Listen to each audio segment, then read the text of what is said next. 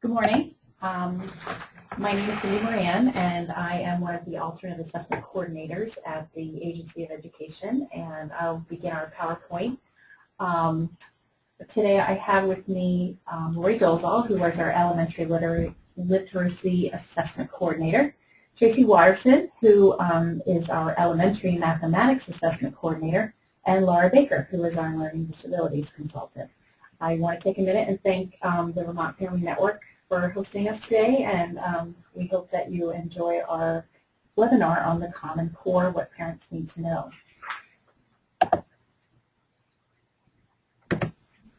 So just as a reminder, our topics today, we're planning to talk to you in general about the Common Core standards. Lori will then talk to you about our the shifts in the Common Core in the English language arts.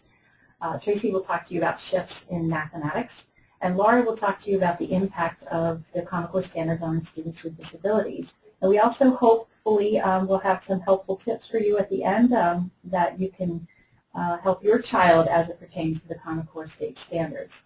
Just a little note here, we want to mention that we know there's a lot of questions about the general assessment that will be happening in the spring of 2015, but that's not a topic we'll be talking about today. We're hoping to perhaps entertain that at a later time. So the questions today hopefully will be directed toward the Common Core state standards. So I just wanted to start out with this little cartoon that is given to us by Michael Giangreco at UVM. Take a look at this for a second. This is sort of our vision at the Agency of Education, clearing a path for people and children with special needs, clears the path for everyone. And you'll see the student in the wheelchair say, "Could you please shovel the ramp?" And the custodian is saying, "Well, all these other kids are waiting to use the stairs, and when I get through shoveling them off, then I'll clear the ramp for you." And the guy in the wheelchair says, "But if you shovel the ramp, we can all get in." So we just want to send out that message that this is about all students. The Common Core state standards are all students, and anything that we do to accommodate any of our students will hopefully help all of the students, not just students with special needs. So let's talk a little bit about the standards. We did have a little video for you, and unfortunately that's not going to run today. So what we'll do is we'll talk more specifically about Common Core standards as we go through in our individual sections. Just as a quick overview, if you want to take a minute at some point and watch this video, it's about 3 minutes. And it describes the consistent, strong, clear benchmarks that are evident in the standards, and that it's also an equitable set of standards nationwide for all students across all states. And the intention is that all students will be equally prepared for college and career.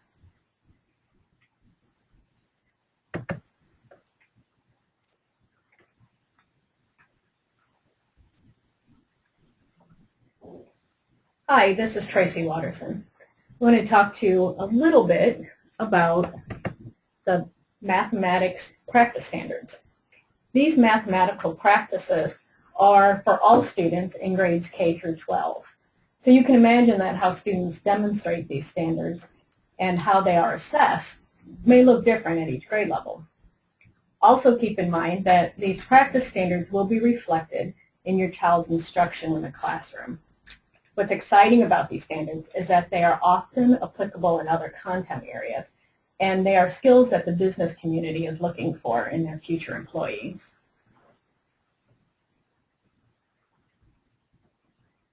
Good morning, everyone. This is Lori Dolezal, and I would like to talk to you a little bit about the capacities of a literate individual that are indicated on page 7 of the Common Core standards. So according to the standards, students who are college and career ready in reading, writing, speaking, and listening and language exhibit these capacities of literate individuals. And as Tracy said, these capacities also, they transfer across the curriculum. And as students proceed through the grades and master these standards, they exhibit skills with increasing regularity.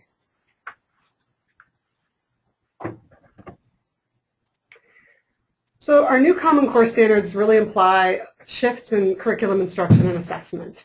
And these have an impact on teachers, students, and parents. So we're going to look at what we can expect when these Common Core standards are fully implemented. So the first shift in ELA is that students will build knowledge through content-rich nonfiction across the curriculum. So students will be exposed to a greater amount of nonfiction and informational text, and they'll be expected to build on their knowledge throughout the grade levels on a variety of topics. The second shift is reading, writing, and speaking, listening grounded in evidence from text, both literary and informational. So students will be required to use evidence from the text when they're responding to questions and when they're drawing conclusions or making claims. And this happens in reading, writing, and in discussion. The final shift is regular practice with complex text and its academic language. So during instruction, students are going to be exploring more complex text, sometimes beyond their independent reading level. And these texts will contain more complex ideas and more complex vocabulary. But it's important to remember that during assessment, they'll be expected to read on their grade level. So these richly complex texts are happening during instruction when the teacher is able to scaffold their learning. So let's look at an example of a Common Core standard. This is a standard that addresses the shift for text complexity. So this standard states that students will read and comprehend complex literary and informational texts independently and proficiently. And just to break down what this standard means, the R stands for the strand reading. The CCRA is College and Career Readiness Anchor Standard, and then there's the number of the standard, which is 10. And so these anchor standards are broad standards that span K through 12, and then there's specific grade level standards that elaborate on these anchor standards. So here's what will be expected from students in relation to this shift and what parents can do to help. So children are going to be reading independently, but you can also read to them and with them, especially when the texts are more complex or above their independent reading level. You really want to challenge students to read more complex texts and model what that looks like. So yourself, model reading complex texts. We all do it. And then show them how to persevere through those complex texts. And these strategies will help motivate students to read more often on their own and choose more challenging texts. So this is the Common Core standard that addresses using evidence. So students will read closely to determine what the text says explicitly and to make logical inferences from it. They'll cite specific textual evidence when writing or speaking to support conclusions drawn from the text. Here is specifically what will be required by students. So they're going to be expected to read purposefully and use evidence to support their conclusions. And you can model this by reading text multiple times with a purpose. So model how to read deeply, how to look back for information in the text to support your ideas or your conclusions, and then practice asking students text-dependent questions during reading and writing activities. So they're actually going back to the text to prove or to find evidence to support their ideas. And finally, focus on strategies for understanding those difficult vocabulary terms that they'll encounter. This is the Common Core standard for that final shift on building knowledge. So students will analyze how two or more texts address similar themes or topics in order to build knowledge or compare the approaches the authors take. And you can help children with this shift by providing plenty of reading materials from various genres and complexity levels. So make sure they have a wide supply of nonfiction and informational texts available to them. And remember, the purpose for reading those informational texts is to really build knowledge. And ask students to summarize their learning often, because that way they'll be able to retain this knowledge that they're gaining.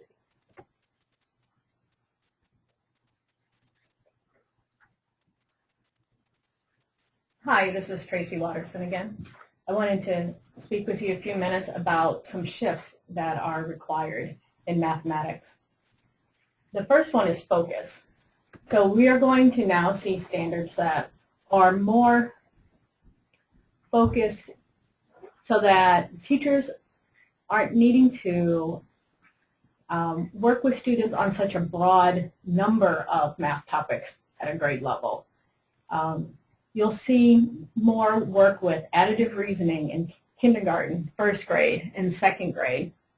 And they'll really be focusing on adding and subtracting, and a really deep sense of what numbers mean. And then we're also having a shift in focus on coherence. And what we mean by that is when you look from one grade to the next, you will be able to see how the content continues. So you can look prior to your child's grade level, and you can look beyond and see that progression of what they can be learning on a particular content area. We also are going to see an increase in the rigor of how students are going to be expected to think. So you'll be seeing a lot less of one correct answer and a lot more of what are multiple ways you could represent the answer, or thinking about how other students thought through the problem and then trying that strategy yourself. One additional bullet, I guess I'd say, is that last bullet, integrate. This is a shift that Vermont has added to what you may see in the Common Core standards, and this is an emphasis on the mathematical practices and standards and how that includes students' different learning opportunities. And this is a focus for all students because we really do want to emphasize getting our students ready for either college or career. What you're seeing now is an actual cluster of standards from mathematics, the Common Core piece. And you'll see this is kindergarten, and it's counting and cardinality. Counting and cardinality is a domain in the math field. It's the only time you'll see this field is in kindergarten because we really want to focus on a strong foundation in number sense. So the cluster is called Know Number Names and the Count Sequence. And then after that, you'll see 3 standards, which would be ways for a student to show that they do know number names and the count sequence. So what will it look like for students, and what can you do as parents to help?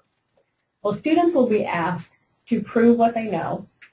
They'll be asked more questions, not because what they've said is wrong, but as a way to both deepen their own understanding and to help the teacher understand their thinking.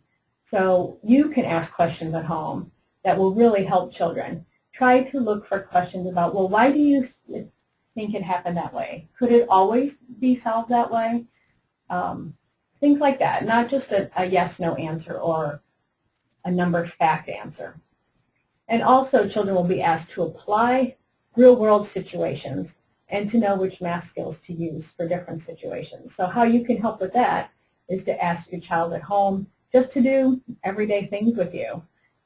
If you're at the store, talk to them about what money might be involved in the purchase. You could talk about change in temperature and what clothing you need to wear that day to be comfortable. And if you do any cooking, get them involved. Another change that you might see is that students will be expected to spend more time on fewer concepts because we're really trying to go in depth and build a very strong foundation.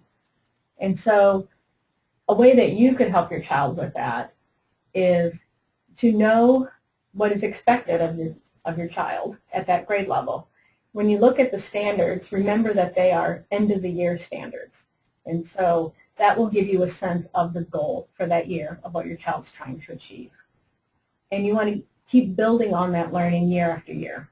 So you will not see the same concepts necessarily year after year, but you'll see them expanding so that it should look a little different from year to year. Also, students will be asked to prove that they know why something works and to share their understanding with others. So there'll be a lot more of collaborative work in the classroom, a lot more conversations, group assignments, and real application to the world. And so you can ask questions and when you look at a child's homework and ask them to explain what they're doing. And you can talk about how you may solve it differently because the real emphasis here is that there's more than one way to solve just about every math problem.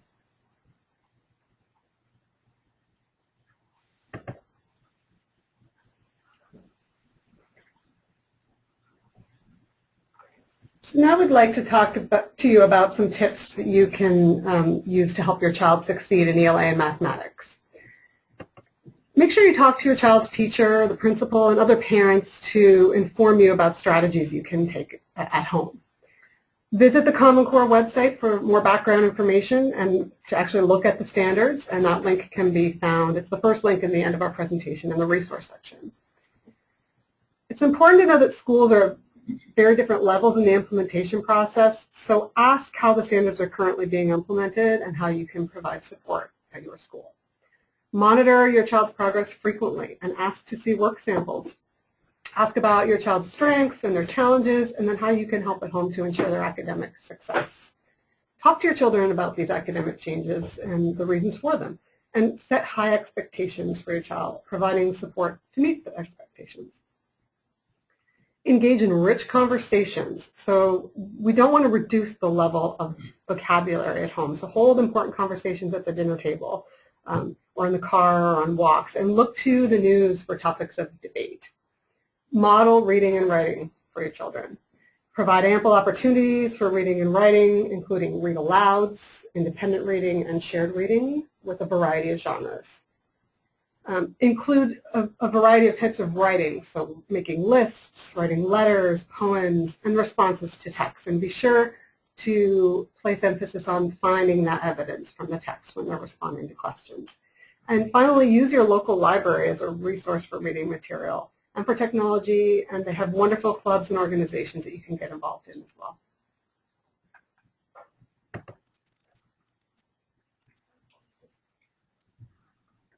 What more can you do to help with mathematics? Well, you certainly want to talk about and use coins and dollars with your children, but one thing you'll notice is there's not a focus on money really until about second grade. And the reason for that is we're learning through a lot of research and understanding of how children learn that the ability to unitize doesn't really happen until then. So although you want to talk with your kids about money, young children may not really have a full understanding of it until about second grade. So don't worry if it's, a struggle, but keep it up. Also, you want to talk to children about how math is used at your own workplace.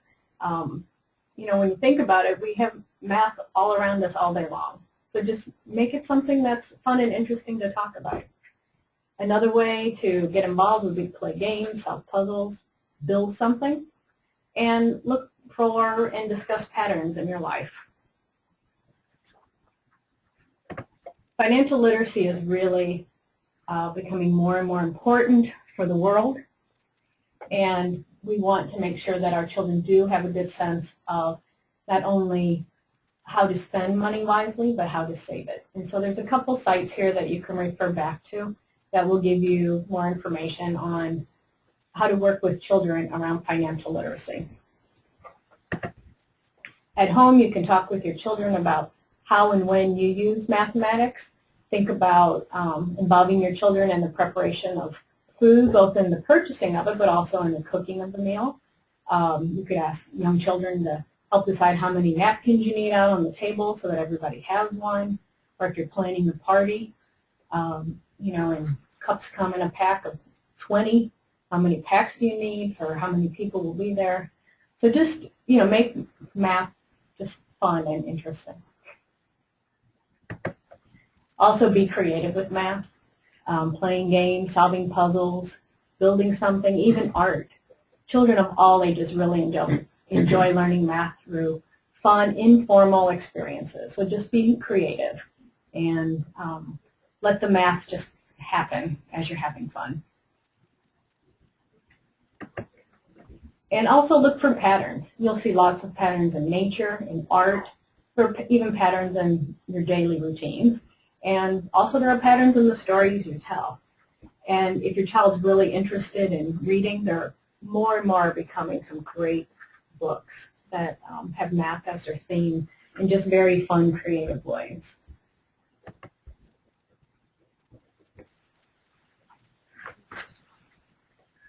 Hi, this is Laura Baker. I will talk about designing the IEP with a Common Core in mind. So one thing that you should know are that all students, including those students with disabilities, must be challenged to excel in the general curriculum. We want them to be prepared for success in their post-school lives, whether they're going to college or they're looking at a career. and they need to be able to demonstrate that learning, having certain supports. Some of the key terms you might hear around those supports are universal design for learning.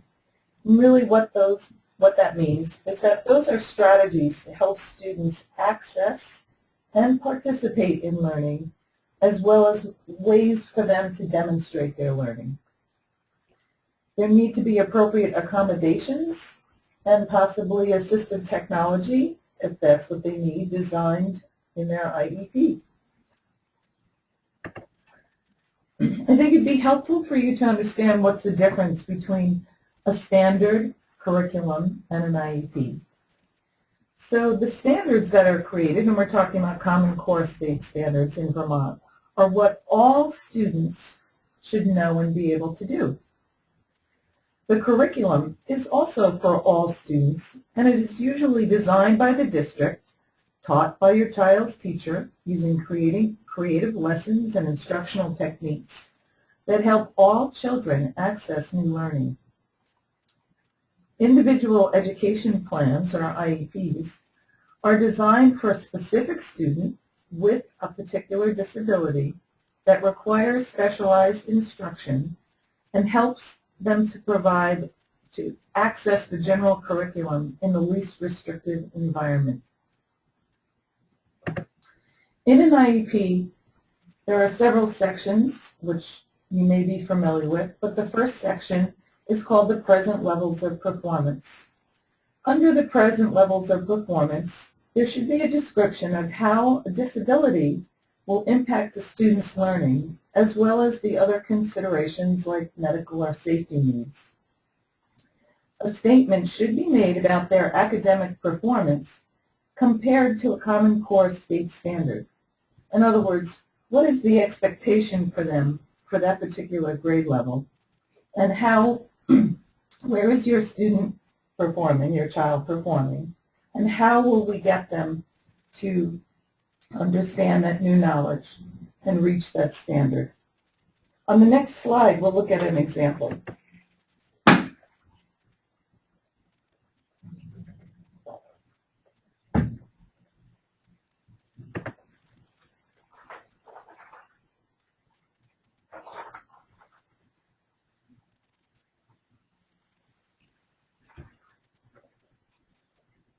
For the content,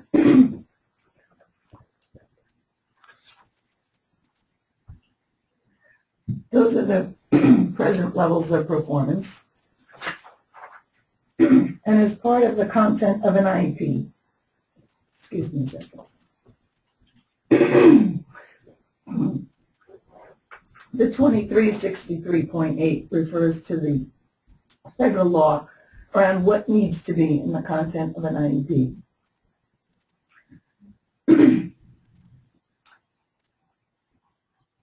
The child's abilities and acquired skills and strengths should be identified, as well as how the disability affects the child's involvement and ability to make progress in the general education curriculum.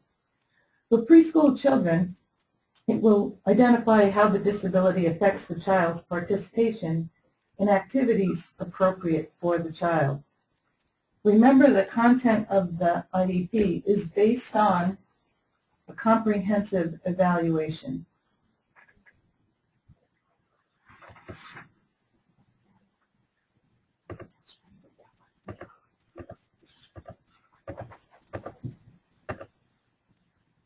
Here's the example of a present level of performance, what it might look like in an IEP.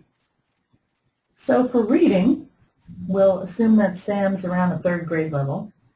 Sam's general education teacher reports that his listening comprehension, understanding of directions, and vocabulary are grade appropriate. Both his special and general education teacher report that Sam finds reading words of 3 or more syllables difficult, and he does not use reading strategies to help identify unknown words in grade-level reading materials. His fluency in reading grade-level text is 60 words per minute with 6 to 8 errors.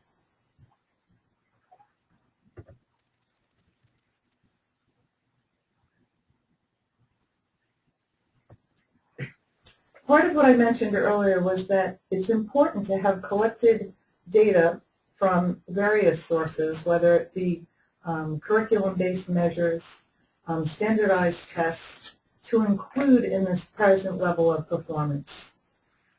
In this section also, the access needs to general education need to be addressed. So now the practice is to talk about what kind of accommodations can students have in a regular classroom setting before we talk about specialized instruction. We're setting priorities and we're addressing the big important skill areas that students may need additional support. So why do we write clear goals and objectives? What's the point? Here we are. Sorry, I'm losing my voice. Hold on one second.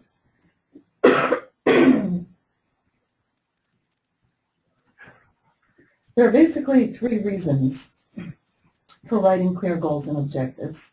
The first one, and most importantly, is to focus the instruction over the course of the year. What does a student need to know and be able to do? And what Common Core state standard will we be looking at? More than one, most likely, because we're talking about speaking and listening, reading, writing, math. It could be all of those areas that need to be addressed. In writing clear goals and objectives, students' progress is assessed at regular intervals, and parents should be receiving progress reports letting them know what kind of progress their child is making on a particular skill, as well as receiving instruction in the regular classroom around a Common Core state standard. So, for instance, a student might be having difficulty decoding information, but one of the standards would be to do a close reading and cite evidence from a text. Well, if a student is missing that instruction to come out for decoding practice, then the student never receives the instruction around reading a close text and finding evidence. So the focus is for that student to receive both the support in decoding as well as the information presented in class around close reading. Here's a list of some examples of accommodations that are fairly typical in a classroom. It's not limited to just these, but this is what an IEP team might begin to look at. What kind of assistive technology would allow a student to access text, having extended time on tests, preferential seating. Is the person that's working with your child trained? And what kind of training might they need? And what kind of communication goes home to let parents know that a child is doing certain things in school? Appropriate accommodations make a change in the instructional strategies that enable children to demonstrate their abilities in the classroom or assessment in an assessment situation, a testing situation. And they are designed to provide equity, not necessarily advantage, for children with disabilities.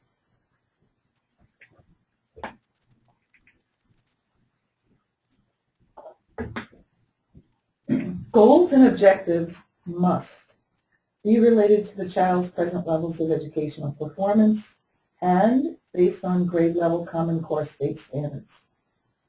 They need to have projected dates for accomplishment, and they need to enable the child to access the general curriculum. Those IEPs, along with those dates, need to inform parents of progress and show what accommodations for the classroom would be needed, as well as assessments, both formal and informal assessments.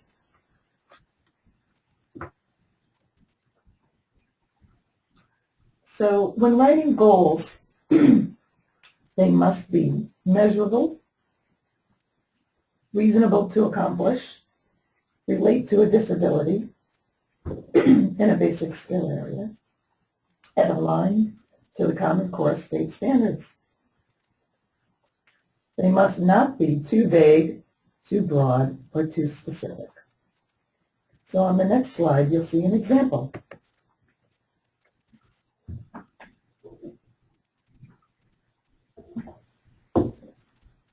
Here we're looking at a Common Core state standard that's asking students to read with sufficient accuracy and fluency to support comprehension, and to read grade-level text with purpose and understanding. Here's an example of an annual goal around reading, where we're asking Sam to read orally 100 words per minute in a grade-level text with no more than 2 errors in 90% of all reading opportunities. Then we're looking at how is it measured. Weekly timed oral readings in a grade-level material. So that's the practice that will happen. How often? There'll be a log of observations of those weekly oral readings. Sometimes you'll hear them referred to as running records. And you may even see a chart where a student has read 3 to 5 times throughout the week, where that fluency has been practiced, and an average of the words per minute, and the accuracy is recorded. Now, along with the annual goals, there are specific objectives. And the purpose of the objective is to take that annual goal and to divide it into short-term or parts where a student can reasonably accomplish a goal. The short-term objectives need to be also measurable with intermediate steps. They usually are in a sequential order that reflect a progression of various skills needed to meet the annual goals. So take a look at the next slide. Here's Sam again. We're talking about oral reading fluency objectives. So by November of a particular year, whatever year it is, Sam in the 3rd grade might start reading a 3rd grade level text, but his words per minute might be fairly slow. So we'll say at this time, he would be reading 50 words per minute with 90% accuracy, and that would be measured by weekly monitoring charts. As we move through the year, we're increasing the grade level and also the words per minute, as well as the accuracy. So that by the end of the year, Sam will read orally 3.9, 3rd grade, 9th month, a grade level text at least 100 words per minute with 95% accuracy. So that relates to his annual goal of reading on grade level. The bottom line here is that standards establish clear expectations about what students should know and be able to do at each grade level. Educators can use innovative instructional methods to engage students in academic content while ensuring that students are taught appropriate grade level content. IEP team decisions can be more focused now that Vermont has identified the bottom line of what students must know and be able to do.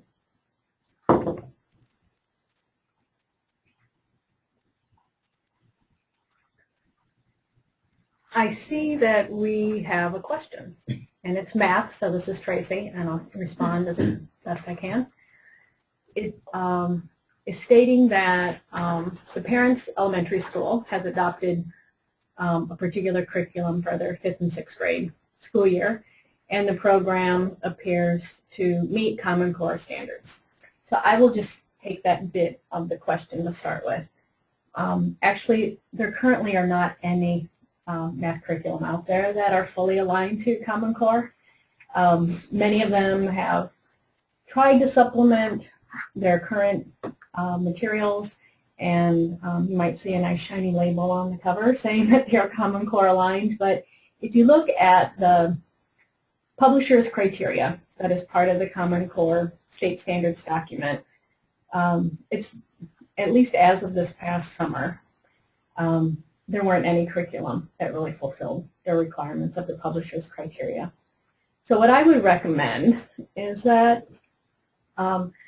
that teachers look at the standards that they really understand the progression from one grade to the next, and that they work on their grade level standards and the mathematical practices and have that be their focus, and then look at what curriculum they do currently have and see what parts of it do match what the standards are asking for and work on those. And the pieces that don't fit, don't use them. And there's some awesome work out there on the internet that can be used to supplement curriculum that is missing the mark. We have some resources listed in a couple slides from now, so that may help. And as far as the piece of the question that's saying that the program says that the lesson would take 90 minutes, but perhaps the day is only scheduled for a 45-minute math block. You really have to, your teacher will have to work with their school and their supervisory union to understand the needs of that school. But remember that when we're working for a deeper focus with the Common Core state standards, that a lesson may take more than a day before you'll see it completed. And that shouldn't keep you from addressing the standards that children need to understand. I would just like to add on to what Tracy said in terms of ELA. The same is true when you're aligning your curriculum. That currently the published programs are not completely aligned or congruent with Common Core, so we recommend that you use them as a supplement and really dig deep into the standards and use those documents to help you teach the standards if they fit, but not to use them as a strict curriculum alone. Another question was regarding the Common Core implementation and where we are right now. And at this point, for 2014 and 2015, schools are expected to be in full implementation, and the summative assessment for Common Core begins in 2015. So they should be well into implementation at this point. There was another question related to how districts are adapting or implementing curriculum. There are great resources that we have offered and have put on our website links to. One of them is the Toolkit for Aligning Curriculum and Assessments put out by CCSSO and Student Achievement Partners, and that can be found at www.achievethecore.org. I believe it's in our references, but if it is not, we can get the link to Kathleen to include in the published webinar or the archived webinar. And in terms of monitoring, well, Vermont is a local control state, so each individual school will have their own. So there might be some similarities, but each individual school is responsible for the local level monitoring.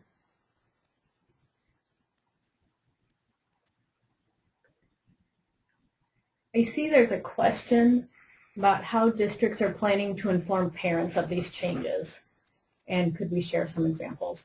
My understanding is that, again, being local control, you'll see information being shared in many different ways. Schools that have been involved in the implementation process a little longer may have already been in touch with their parents.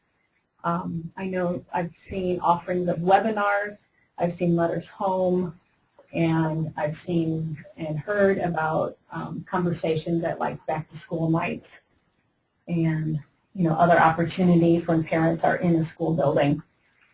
We do have a slide after we finish answering questions that are some places like the National PTA website and pta.org that also are ways for you to seek out your own information. Let's see if I can pull that up. There it is. So there are some parents' guides, and they're really well done. They're clearly stated. I believe maybe the pta.org one is even grade level or grade band. So, you can go in and look at a K1, what it might look for your child.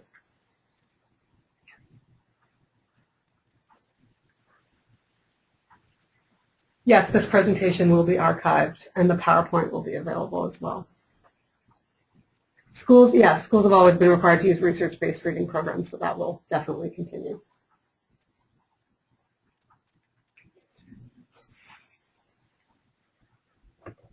So here is our resource page. You can visit many of these websites for further information. And there's one for the Smarter Balanced Consortium website if you have questions regarding the assessment.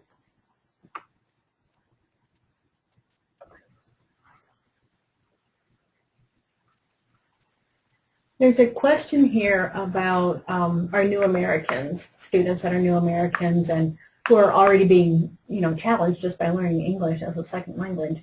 And how are the Common Core standards?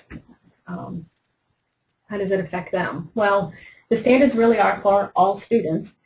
And I know that there is a group whose acronym is WIDA, W-I-D-A. I'm sorry, I don't remember what the letters stand for, but they do work with students that are English second language, and they're working on some documents that are looking at Common Core state standards and are helping create standards for English language learners so that teachers can work with them in such a way that these Common Core standards are accessible to them also and not a challenge. We do have someone at the Agency of Education who is a specialist in this area, which I am not, and we can be sure that we include contact information for him and for the WIDA site in the archived webinar. The last question refers to the biggest challenges in implementing Common Core. Well, there are many. It's new, and it will be a challenge for teachers and administrators and schools in general. I think the two words that come to my mind are collaboration and integration. So it's going to be very important for teacher teams to work together and for administrators to allow them the time to collaboratively plan, because the other word that comes to mind is integration. And even going back to that math question, how can we fit all this in science and social studies, what happens to them? So I think the only way to implement the standards with fidelity will be to integrate as much as possible.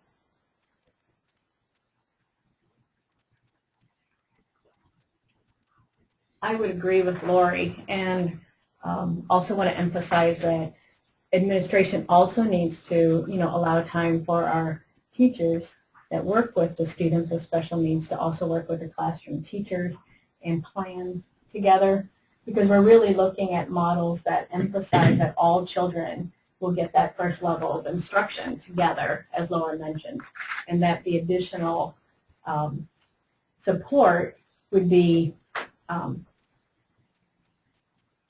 additional to what every child was receiving with the regular classroom teacher.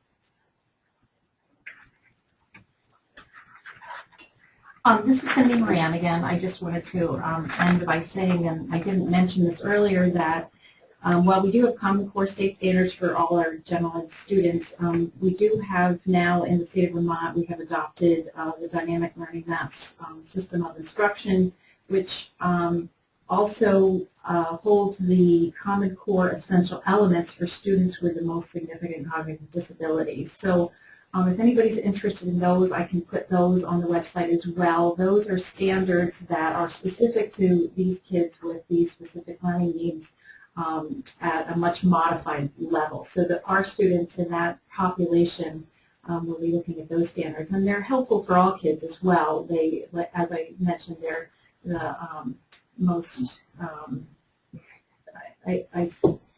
I want to say this, they're not extensions necessarily, but they're modified standards for kids with those specific learning needs. So we'll post that on the site for you so that you can take a look at those. It's a really great document. It actually, on the left-hand side are the Common Core state standards, and on the right-hand side you'll find those essential elements for those kids in that 1% population. And feel free to call me if you have other questions.